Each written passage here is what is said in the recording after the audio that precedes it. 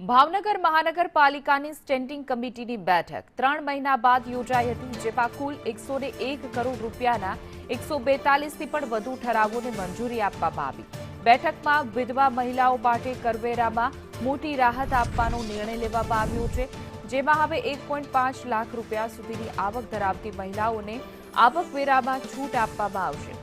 સાથે જ સિટી બસના માસિક, ત્રિમાસિક અને 6 માસિક પાસના ભાવોમાં પણ ઘટાડો કરવામાં આવ્યો છે।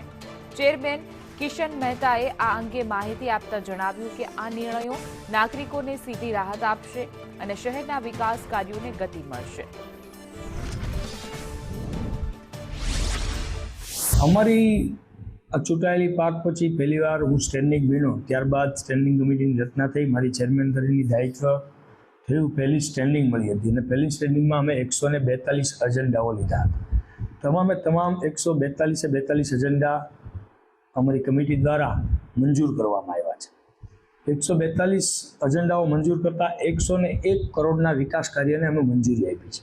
એમાં વિશેષ તમને કહું તો અમે મંજૂરી આપતા પહેલી મંજૂરીમાં જે લોકહિત માટે અને લોકો માટે જે કાર્ય થઈ શકતા હતા, એમાં પહેલી મંજૂરી અમે એ આપી છે કે આજ સુધી જે વિધવા બહેનો છે જેને ટેક્સ મુક્તિ આપવામાં આવતી હતી, એની અમાઉન્ટ 36,000 રૂપિયા હતી, એ વધારીને આવકનો દર અમે 1.5 લાખ કર્યો છે। જે લોકોની 1.5 લાખ સુધીની વિધવાની આવક હશે એને અમે ટેક્સમાંથી મુક્તિ આપશું। 36,000ને બદલે 1.5 લાખ સુધી લઈ ગયા છે।